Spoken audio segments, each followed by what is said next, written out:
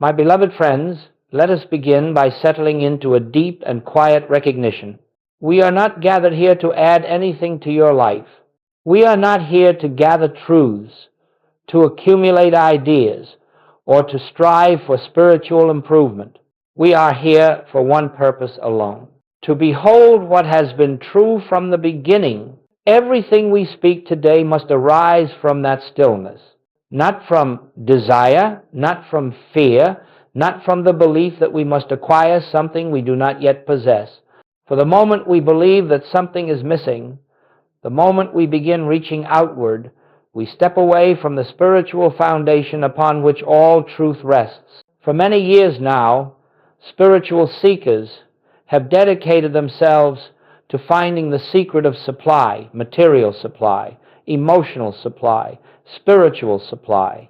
They have read countless books, practiced affirmations, visualized abundance, repeated mantras, monitored their thoughts, attempted to hold the correct vibration, and yet, for so many, supply remains uncertain. Fear continues to whisper its threats, and the heart continues to ask, why must abundance be so fragile? My friends, let us be honest. Where there is fear, there can be no recognition of God's presence. Where there is striving, there can be no awareness of our completeness. Where there is a belief in lack, even the most sincere spiritual effort becomes an extension of that same belief. And so we must pause here gently, humbly, and consider whether we have been approaching supply from an entirely mistaken standpoint. For centuries, humanity has believed that supply is something to get, something to attract, something to draw into our experience. Even our spiritual language reflects this assumption. I must manifest, I must create, I must call forth the abundance that I currently lack. But let me say to you, with the quiet authority of spiritual truth, this entire approach begins from a false premise, and when the premise is false, the conclusion cannot be true. If you begin with the belief that you lack, then whatever technique you use, whether material or spiritual, is only a more sophisticated way of confirming the same belief.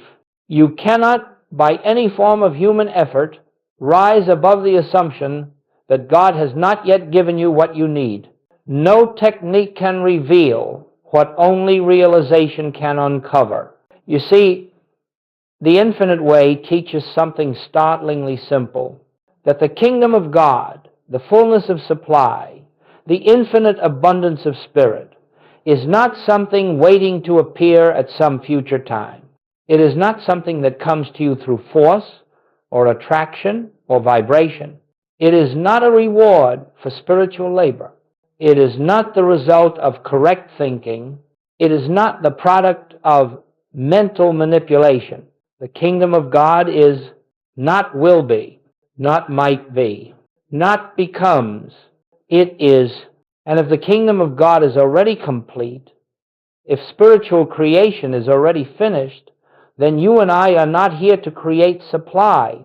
We are not here to chase supply. We are not here to attract supply. We are here to recognize the supply that has always been present in spiritual consciousness. My beloveds, you may not yet know this fully. You may not yet feel it. But I ask only that you listen with the inner ear.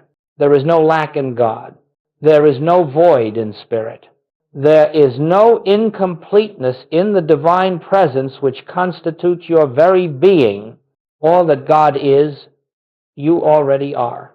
All that God has is already flowing through your consciousness the moment you stop trying to get and begin to remember.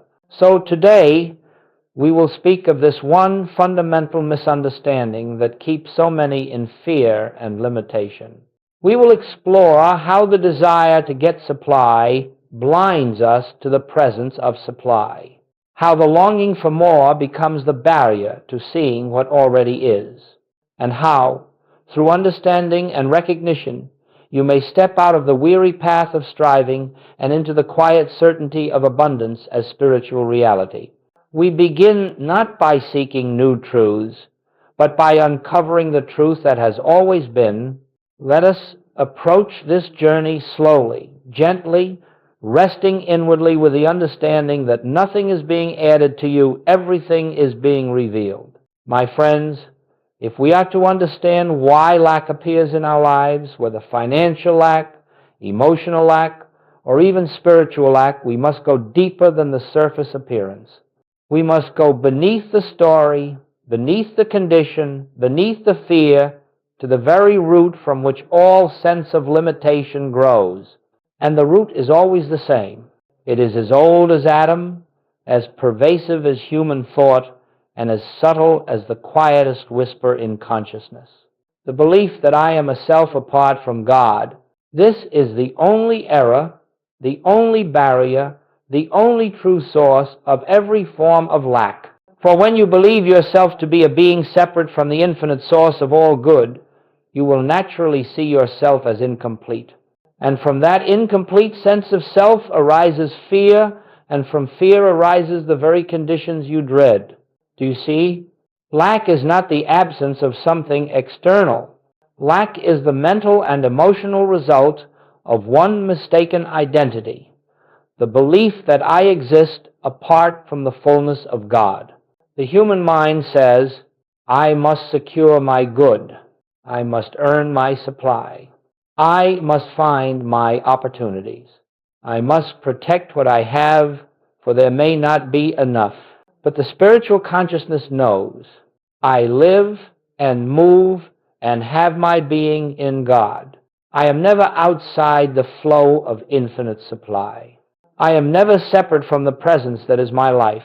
Let us pose here in quiet recognition, not as theory, not as philosophy, but as the living truth of your being. If God is infinite, truly infinite, then nothing can be added to God and nothing can be taken from God. And if God is the very life, the very substance, the very essence of your being, then your supply, your wholeness, your abundance is not something you acquire. It is something you are. Lack appears only when we identify ourselves as separate. It appears when we mistake ourselves for a mortal self living in a world of fluctuating resources. It appears when we believe that our good must come from people, from circumstances, from opportunities, from conditions. But, beloveds, nothing in the visible world is the source of your supply. Nothing in the invisible world is withholding your supply. Both ideas belong to the same dualistic dream of separation. You are not a separate self trying to reach God. You are the expression of God already. You are the branch that grows from the vine. You are the light that shines from the flame. Your very existence is the evidence that God is expressing himself as you. The moment you accept separation, even unconsciously, fear becomes your companion. And the moment fear arises, your vision becomes clouded, and the fullness of God's abundance becomes invisible to your awareness. This is why Goldsmit said again and again, do not seek to change the outer picture. Seek to awaken from the belief in separation. For when separation dissolves, lack dissolves with it. When the false sense of self fades, the fears that belong to that self fade also. And when the belief in I am alone, I must provide, I must survive, dies within you, something remarkable begins to take place. You begin to feel carried. You begin to feel supported. You begin to sense a presence going before you, preparing the way, meeting your needs, opening doors, guiding your steps, not through effort, but through grace. This grace does not come from outside you. It comes from within, the place where you and God are not two, but one. This is the foundation upon which all spiritual supply rests. Oneness, union, non-separation. So long as you see yourself as a being apart from God's infinite life, you will live with fear of not enough. But the moment you awaken to the truth that your being is the activity of divine life, lack becomes impossible. It may still appear for a time, appearances have momentum, but you will know that it has no law, no power, no substance. It is only the echo of an old belief, fading as a mist before the rising sun of recognition. Let us take one more moment in silence. Feel inwardly the truth that you are not separate from God. You are not seeking God's supply. You are the place where God's supply is forever pouring forth. This is the end of lack. Not by effort, not by manifestation, not by attracting your good, but by awakening to who you are in God. My friends, as we continue this journey of awakening, let us gently examine a very popular path in modern spirituality, the path that teaches you to attract, to manifest, to draw into your life the good that you desire. This teaching is offered sincerely, and many receive comfort from it. But let us look at it through the lens of spiritual consciousness, through the wisdom of the infinite way, through the clarity that comes when the mind is still. The world today tells you that your thoughts create your reality, that your vibration pulls into your experience the forms you dwell upon, that if you can imagine it vividly enough, feel it strongly enough, hold it consistently enough, what you want will eventually come to you. And while this may bring temporary results, let us look more deeply beneath the positive words, beneath the hopeful practices, beneath the affirmations and visualizations lies one unspoken premise. I do not yet have. I must bring it to me. This is the hidden trap. For every technique built upon this foundation, whether it is called attraction, manifestation, creative visualization, or mental science, reinforces one central belief. The good I desire is separate from me. It exists outside of my present state of being. I must reach for it. I must draw it in. I must make it appear. And my friends, the moment you believe your good is outside of you, you have already accepted lack. You have already affirmed separation. You have already stepped out of the kingdom that is complete and entered the world of striving, the world where good must be earned, attracted, or created. There is no peace on the path of striving. Even when you obtain what you seek, you fear losing it. Even when you manifest one blessing, you begin striving for the next. Even when you create your dream, you become anxious to maintain it. The law of attraction offers the promise of control, but it cannot dissolve the fear that is born of separation.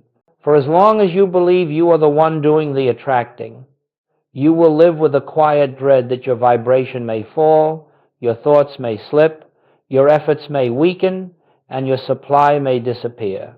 This is not freedom. This is not peace. This is not spiritual abundance. This is spiritual tension, and it is this tension, subtle, unrecognized, but ever present, that exhausts the seeker's soul. But hear this. Joel Goldsmit did not deny the sincerity of those who use such methods. He did not condemn them. He merely revealed what they could not see. That all such methods begin from the assumption that God has not yet given, that the universe is withholding, that life is incomplete. And because the premise is false, the piece is fragile. Goldsmit taught no methods of attraction. He offered no formulas of mental power. He refused to use the mind as a tool to manipulate the world. Why? Because mental manipulation, however noble its intention, affirms the very thing it seeks to escape, the belief that good must be produced rather than recognized. Let us look inwardly here, quietly, honestly. When you affirm wealth, is it not because you fear lack? When you visualize abundance, is it not because you believe it is not yet present? When you try to raise your vibration, is it not because you fear the consequences of staying as you are? All striving is fear, dressed in spiritual language. You may speak of abundance, but inwardly you feel the threat of insufficiency. You may speak of love, but inwardly you fear rejection. You may speak of success, but inwardly you fear failure. And this inner contradiction cannot be healed by more affirmations, more visualizations, more techniques. The issue is not your thoughts. The issue is the starting point. If your starting point is I lack, every practice becomes an attempt to overcome the very belief you are silently holding. My beloveds, spiritual supply does not come by effort. Spiritual abundance does not flow through manipulation. The infinite Christ, the presence of God as your very life, is not summoned by vibration nor attracted by thought. It is revealed through recognition. It is unveiled through stillness. It is felt when striving ceases and the soul rests in the truth. I and the source of all supply are one. No method based on effort can bring you to the awareness of what already is. No practice based on separation can reveal your unity. No technique based on fear can unveil the presence that dissolves fear. And so, gently, lovingly, with no condemnation, we release the burden of striving. We release the pressure to attract. We release the belief that we must maintain our vibration or lose our good. Let the world of mental effort fall away.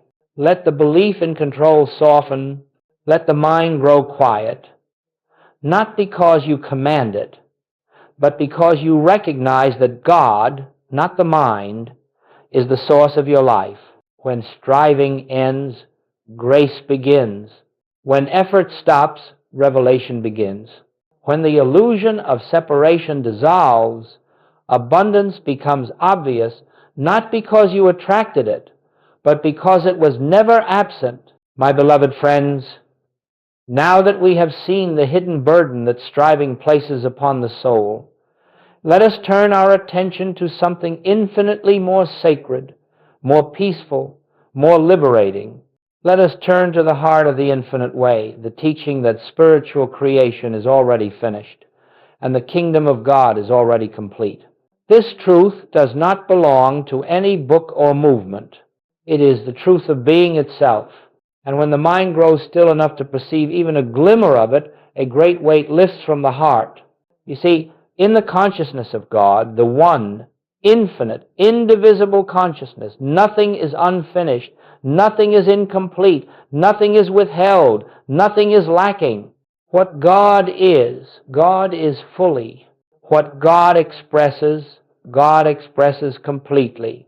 There is no such thing as a partial creation, a developing creation, or a creation waiting to be manifested. Creation is finished. This is the meaning of spiritual abundance. Not that you someday will have what you need, but that in the invisible realm of truth, the realm where cause and effect are one, your good already exists. When Jesus uttered those profound words, "It is finished," it was not a declaration of an ending. It was the revelation of a spiritual reality, a reality in which the human sense of lack, limitation, and separation is dissolved in the light of divine completeness. It is this reality that Joel Goldsmith devoted his life to unveiling, and so he taught, all demonstration is the realization of that which already is. Your health is already whole in God. Your supply is already complete in God. Your guidance, your protection, your purpose, all of it, already fulfilled in the fullness of the Christ. The appearance of lack does not mean lack exists. The appearance of delay does not mean delay exists. The appearance of obstacles does not mean God is withholding anything. These appearances are shadows of the human mind, a mind that believes in time, that believes in process, that believes good must be earned or attracted. But in the consciousness of God, the only true consciousness, nothing needs to be attracted, nothing needs to be earned, nothing needs to be added. The kingdom is finished. Let us pause in that recognition. Let the idea fall not only upon the mind, but upon the heart. Let it rest within you gently, without effort, without analysis. Everything you believe you must achieve spiritually, financially, relationally, even physically, is already present in spiritual form, awaiting your recognition, not awaiting your efforts, not awaiting your worthiness, not awaiting your affirmation, not awaiting the right technique or the right energy, only awaiting your recognition. Goldsmith did not teach the universe as something to be manipulated. He did not teach God as a vending machine that dispenses good in response to correct mental activity. He taught God as the infinite fullness of being, expressing, unfolding, pouring forth as your very life. If supply appears absent, the absence is not in God. The absence is in our awareness. If opportunity appears blocked, the blockage is not in spirit. It is in the mind's interpretation. If good seems delayed, the delay is not in the divine. It is in our capacity to perceive what already is. So then, the spiritual path is not one of achievement. It is not a quest to increase good. It is not a struggle to make something happen. It is a path of awakening, a path of seeing, a path of recognizing the already finished kingdom and resting in its completeness. Let me say this clearly, so there is no misunderstanding. You do not bring supply into your life. Supply is the activity of God flowing through your consciousness. It cannot be increased. It cannot be decreased. It can only be recognized or ignored. When you rest in the presence, when you abide in the awareness of oneness, when you cease striving and begin listening, the provision that appears in your outer life is merely the outward expression of the inner recognition, not a miracle, not a reward, not a manifestation, a revelation of what was always so. Now, in this moment, allow this truth to enter your consciousness. My supply is not coming. My supply is feel the shift, feel the release, feel the quiet joy of knowing that nothing real can be missing from the life that is lived in God. Let me say this clearly, so there is no misunderstanding. You do not bring supply into your life. Supply is the activity of God flowing through your consciousness. It cannot be increased. It cannot be decreased. It can only be recognized or ignored. A revelation of what was always so. And that mistake is this. Let me say this clearly, so there is no misunderstanding. You do not bring supply into your life. Supply is the activity of God flowing through your consciousness. It cannot be increased. It cannot be decreased. It can only be recognized or ignored. A revelation of what was always so. Listen gently. Listen without self-judgment. Listen as one who is awakening from a long dream. The moment you try to get supply, you declare to yourself, I do not have. The moment you try to attract love, you declare, love is not here. The moment you try to manifest healing, you declare, wholeness is absent from me. And these declarations, though silent, though unspoken, though dressed in spiritual clothing, are the very chains that bind the soul. You cannot rise into abundance while silently affirming lack. You cannot realize wholeness while striving to get it. You cannot know the presence of God while believing you are separated and must earn or summon the divine. This is why Goldsmith said so often, you can never get your good, you can only recognize it. Recognition is the key. Recognition is the path. Recognition is the doorway through which the invisible kingdom becomes visible. But striving is the veil. You see, as long as you are reaching outward, your attention is fixed on the absence you imagine. As long as you are begging God for supply, you cannot feel the God presence that is your supply. As long as you are attempting to make something happen, The mind is unable to perceive what is already happening within. Human effort blinds spiritual vision. This is why the spiritual path feels so exhausting when misunderstood. It is not the path that is tiresome, it is the mistaken premise from which we attempt to walk it. You believe you must get. You believe you must change. You believe you must correct, improve, or attract. And yet the entire spiritual life is built upon the opposite truth. You already are. You already are the expression of divine life. You already are the form through which infinite supply flows. You already are the embodiment of spiritual wholeness. You already are the light of God made manifest. You are not a seeker.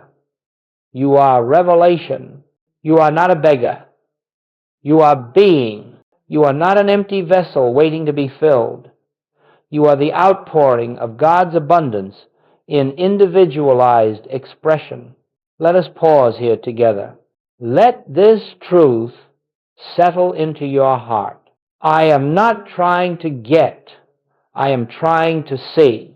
I am not trying to achieve. I am trying to awaken. The difference is everything. For when you try to get something, you are operating from the belief that you are incomplete. But when you seek to recognize, you are operating from the truth that the fullness is already present in the depths of your being. Striving creates fatigue. Recognition creates peace. Striving reinforces fear. Recognition dissolves fear. Striving changes nothing in consciousness. Recognition reveals everything that consciousness already contains. This is why Goldsmit never taught methods of acquisition. He taught the resting in God, the realization of truth, the awareness of presence, because in that silence, in that surrender, in that recognition, the human sense of lack dissolves and the spiritual reality appears. My friends, you cannot get your good because God has never withheld anything from himself, and God is your life. You cannot attract your supply because your supply is the activity of God within your own consciousness. You cannot manifest abundance because abundance is the nature of God's creation, finished from the beginning. The only thing required is recognition, not effort, not demand, not manipulation, not technique, just the quiet recognition of what already is. And when the mind stops striving, and the heart stops fearing, and the soul stands still long enough to behold the truth, you will discover that your good was never absent, your supply was never lacking, and God was never distant. The shift is subtle, but it changes everything. Now you are no longer a seeker of supply. You are the witness to supply. You are no longer a beggar at the gates of heaven. You are the place where heaven flows into visible form. You are no longer asking God for anything. You are resting in the awareness that God is expressing himself as everything you need. This is the turning point on the spiritual path. This is the moment when striving ends and realization begins.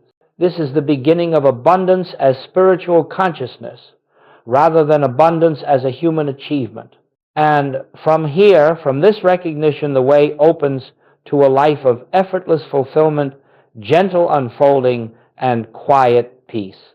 My beloved friends, now that we have understood the nature of the one great mistake, the attempt to get what is already ours, let us come gently into the sacred practice that dissolves this illusion, the practice of recognition. Recognition is not effort. Recognition is not mental work. Recognition is not the manipulation of thought or emotion. Recognition is an opening of the inner eye, a resting back into the truth that supply, wholeness, and abundance are already present in the invisible kingdom of God. Recognition is the turning of our attention from the outer appearance to the inner reality. It is the stillness in which we acknowledge that spirit is the only substance, the only cause, the only power, the only source.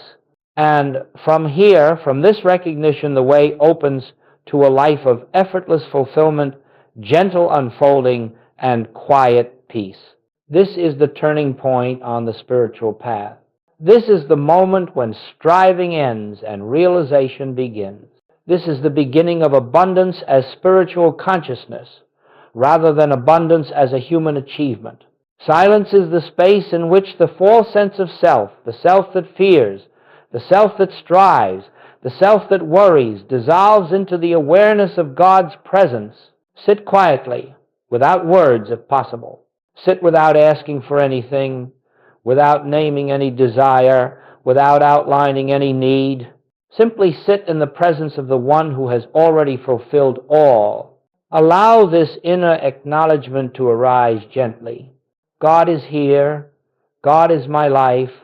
God is my supply. In this presence, nothing is missing. Silence is the space in which the false sense of self, the self that fears, the self that strives, the self that worries, dissolves into the awareness of God's presence. Sit quietly, without words if possible. Sit without asking for anything, without naming any desire, without outlining any need. Simply sit in the presence of the one who has already fulfilled all. Do not try to believe it. Do not try to feel it. Do not try to force conviction. Recognition is not emotional. It is simply the quiet knowing. This is truth. Your job is not your supply. Your bank account is not your supply.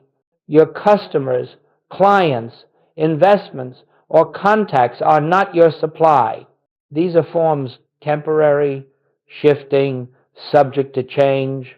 When you stop treating form as the source, you stop fearing its changes. And when fear dissolves, consciousness opens, and supply begins to flow more freely. The third step in recognition is feeling the presence, not emotionally, but spiritually. A quiet sense that something is here, something alive, something real, something whole. A presence that cannot be seen with the eyes, yet can be known with the heart. This presence is your supply.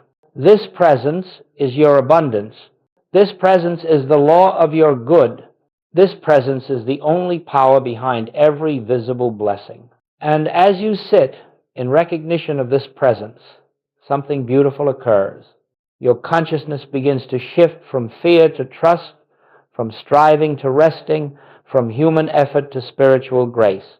You see, recognition does not bring supply. Recognition reveals supply. Recognition does not attract abundance. Recognition unveils abundance that has never been absent. Recognition does not create opportunities. Recognition makes you aware of the opportunities that divine intelligence is already guiding you toward. This is why Goldsmit said, "In treatment, we do not change the outer picture. We change our consciousness of the picture." Now let me speak plainly. Recognition does not mean passivity. It does not mean sitting in a chair while waiting for money to rain from the sky. It means that whatever actions you take, phone calls, conversations, work, decisions, arise from a consciousness of completeness, not desperation. When recognition has taken root, your actions become peaceful, wise, appropriate, and fruitful because they are motivated by God, not fear. You no longer scramble. You no longer chase. You no longer force. You no longer cling. You rest, and from rest you act. You listen, and from listening you respond. You trust, and from trust you are guided. Recognition is the ending of the human attempt and the beginning of the divine activity. This is why the practice may begin in silence, but continues throughout the day. Each time fear arises, you pause inwardly. In spirit, this is already complete. God's work is finished. I need only recognize. Each time confusion appears, you quietly affirm. The intelligence of God is present here. Each time lack threatens, you rest in. Supply is the activity of divine consciousness. It cannot fail. Do not seek results. Do not watch for signs. Simply practice recognition for the sake of truth itself, and let the outer world take care of itself, as it inevitably will. In time, you will discover that recognition has become natural. Not an exercise, not a practice, but a way of being. A state in which you live continuously in the awareness that your life is the expression of an infinite, invisible source. And from this state, abundance flows without fear, without effort, without strain. My beloved friends, it may bring comfort to your heart to see how this principle of recognition unfolds in the lives of those who earnestly practice it, not as a method to change appearances, but as a way to awaken from the illusion that appearances possess power. Let me share with you a few gentle illustrations, not to inspire imitation, but to reveal how consciousness expresses its completeness when fear is surrendered. For remember, nothing in these stories happened to the individuals. Everything flowed through their consciousness the moment they turned inward and recognized the allness of God. Let us begin quietly with a simple example. Story 1, the financial pressure that dissolved in stillness. There was a woman who came burdened with financial pressures that seemed overwhelming. Bills piled high, time running short, fear tightening its grip upon her heart. She tried everything the world told her: affirmations, prosperity lists, visualization, gratitude journals. But the more she tried to force abundance into form, the more her anxiety grew. One evening, exhausted from mental effort, she sat down not to pray for money, not to ask for help, but simply because she had no strength left to try. And in that stillness, something gentle happened. She remembered a truth she had once heard. Your supply is not coming. Your supply is... She closed her eyes and whispered inwardly, Father, if supply is your activity, I can rest. In your presence, nothing is lacking.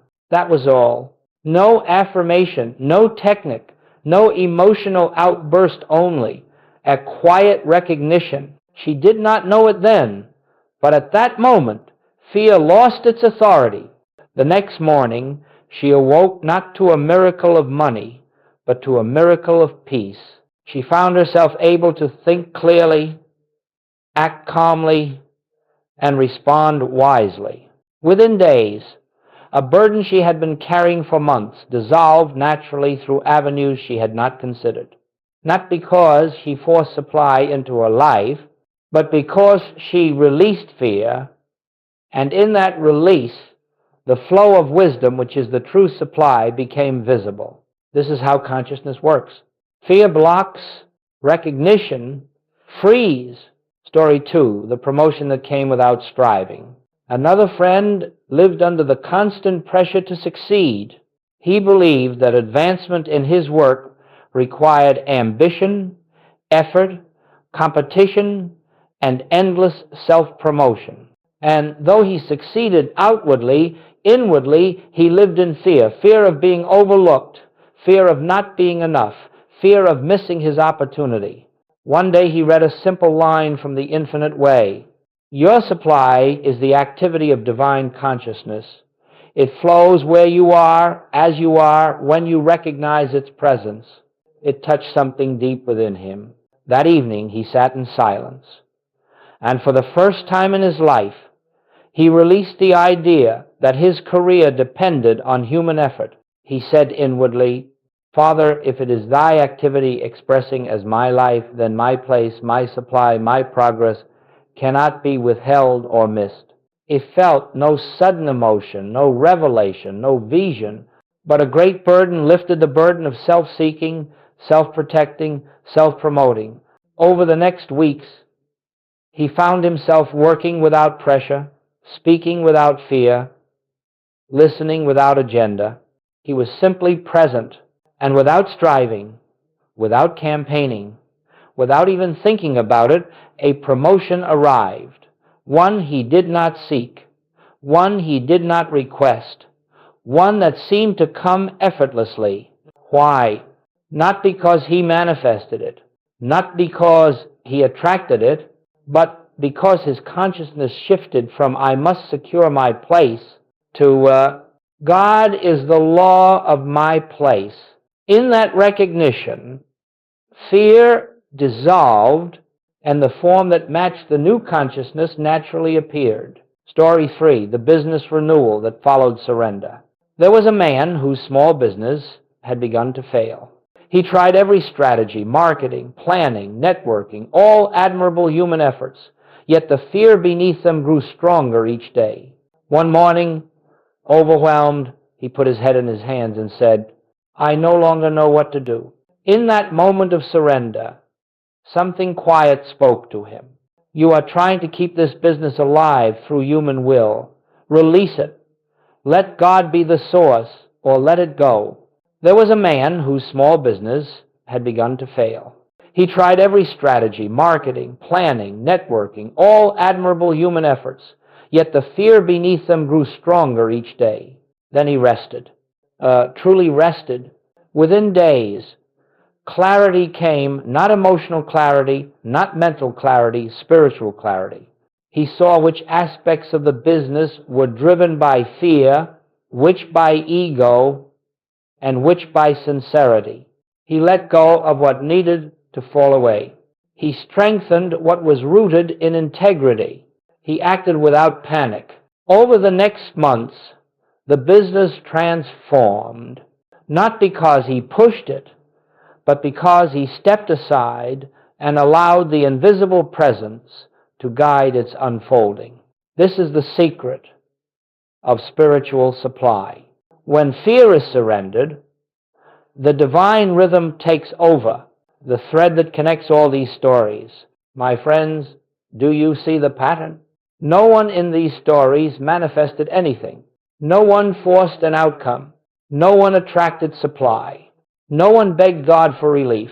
They each practiced one thing: recognition of what already is, recognition of the finished nature of spiritual creation, recognition of the presence of God as the source of their life.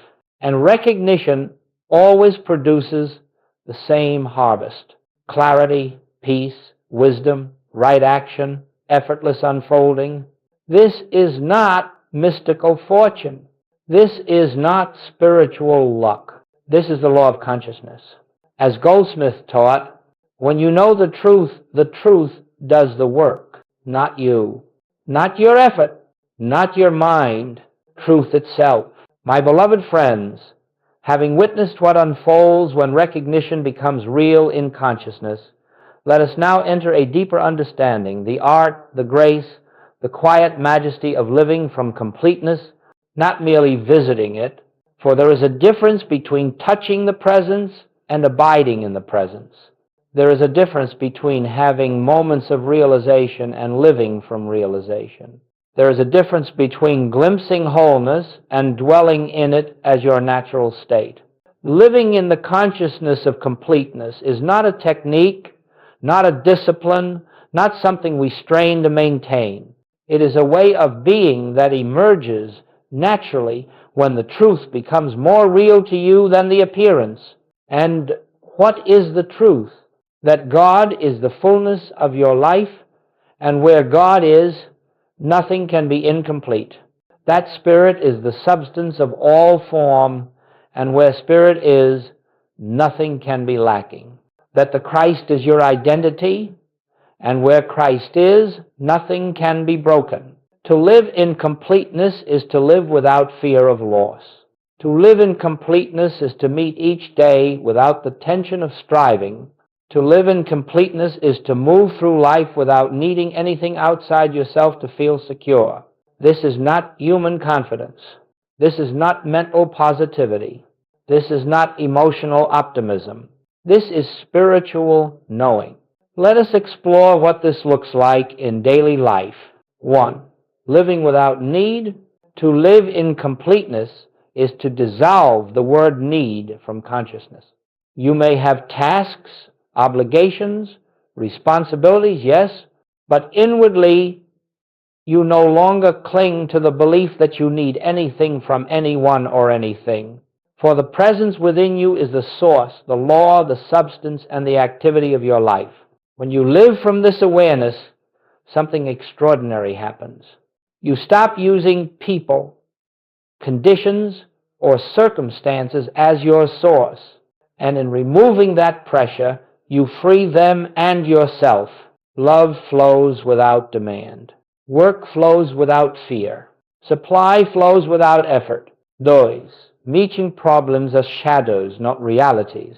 Living in completeness does not make you immune to appearances. Bills may still arrive. Challenges may still arise. Illness may still attempt to present itself. Relationships may still encounter strain, but the difference is this: you no longer meet these appearances as real powers. You meet them as shadows of the human mind dissolving in the light of recognition. When a challenge appears, you inwardly say, "This is not a condition requiring correction.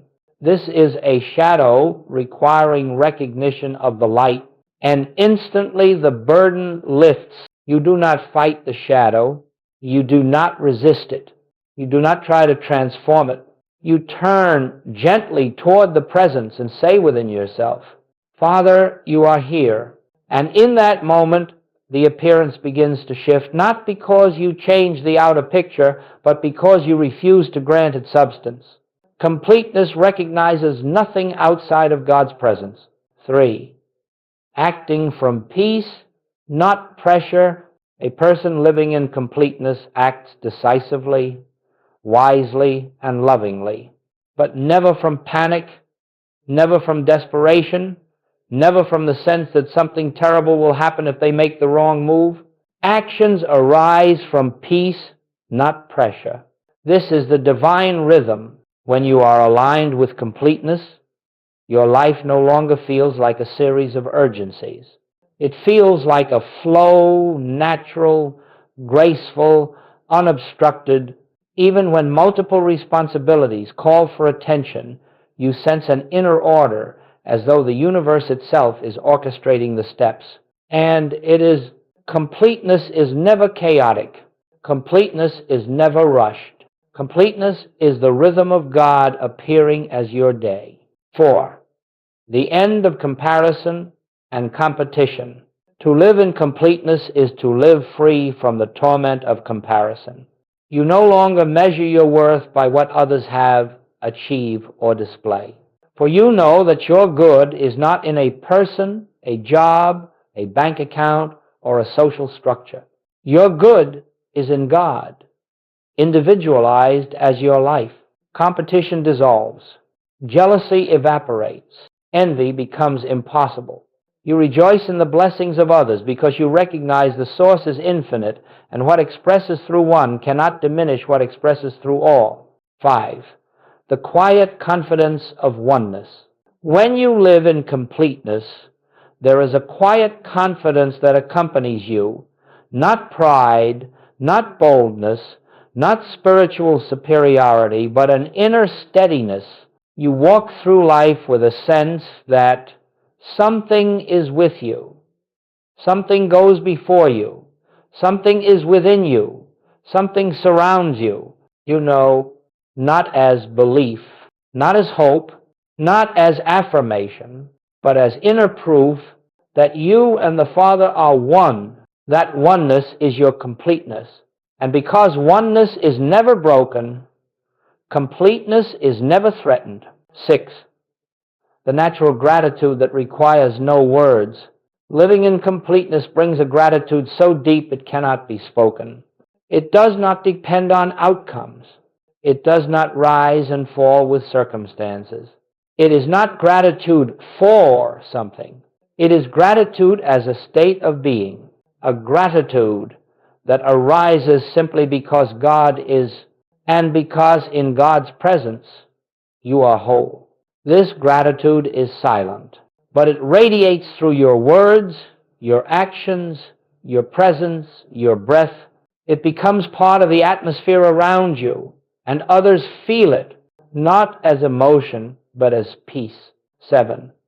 The realization that life is already unfolding perfectly, living in completeness, reveals that nothing in your life is random, chaotic, or accidental. Everything is part of a divine unfolding, even the things the human mind labels undesirable. You begin to see the hidden order in all things. You learn to trust the rhythm of your life. You stop resisting what comes and fearing what goes.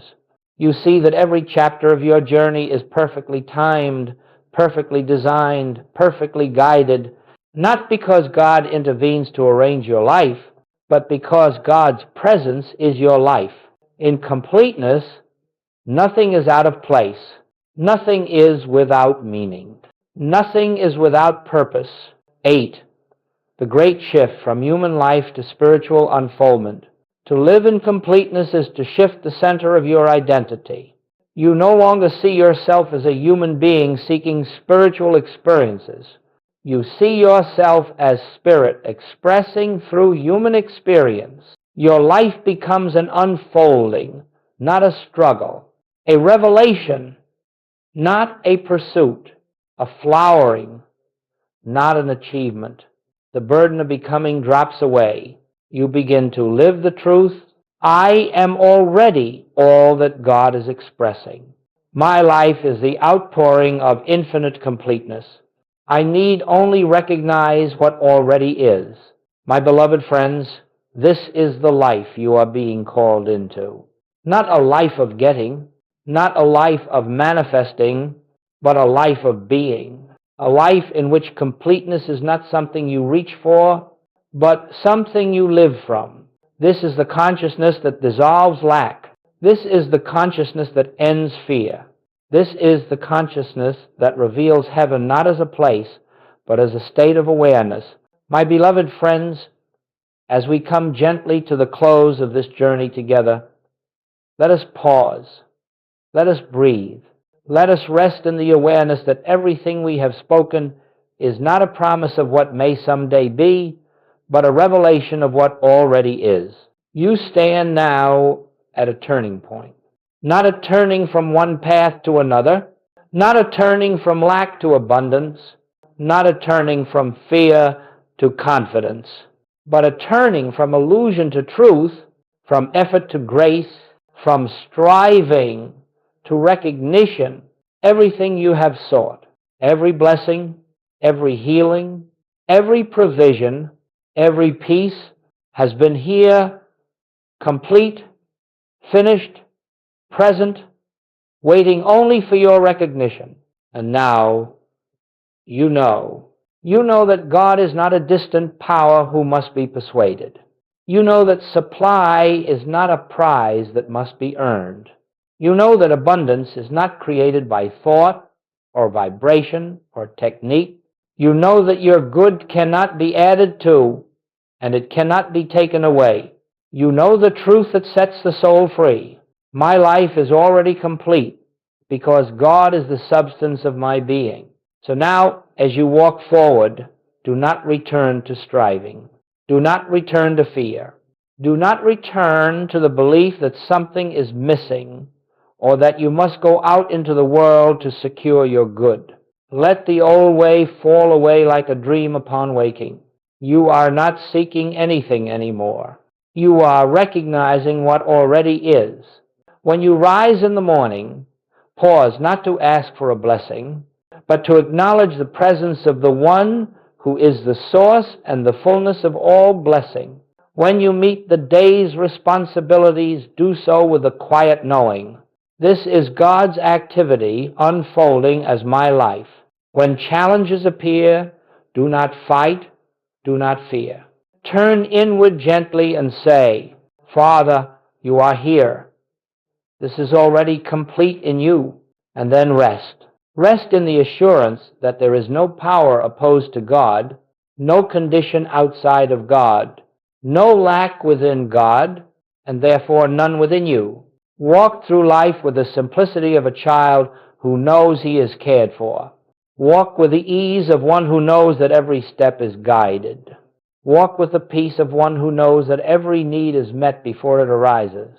Walk with the joy of one who lives not in the world of appearances, but in the world of spiritual truth. And as you do, something beautiful will happen. Not suddenly, not dramatically, not as a miracle to astonish you, but gently, quietly, naturally. Your outer life will begin to reflect your inner knowing, not because you pushed, not because you manifested, not because you attracted, but because consciousness always externalizes according to its own nature. When the inner is complete, the outer becomes harmonious. When the inner is still, the outer becomes orderly. When the inner rests in God, the outer reveals the presence of God. This is the life that awaits you, not a life free from experience, but a life free from fear. Not a life without decisions, but a life without anxiety. Not a life in which you escape the world, but a life in which you walk through the world carrying the atmosphere of heaven. Let this be your remembrance. You are not a seeker. You are not striving. You are not becoming. You are the expression of the already finished work of God. Carry this truth with you. Let it be the foundation of your days, the silence beneath your thoughts, the peace within your heart. And each time you forget, as all of us do, simply return. Return to recognition. Return to simplicity. Return to the awareness of God's presence. For the moment you return, you discover that you never left. You were always in the completeness of God, and the completeness of God was always in you. Go now, not as seekers, but as revealers, revealers of the Christ within, revealers of the abundance that flows from Spirit, revealers of the peace that comes from knowing it is finished. My beloved friends, walk gently, walk silently, walk joyfully, for you walk in the already finished life.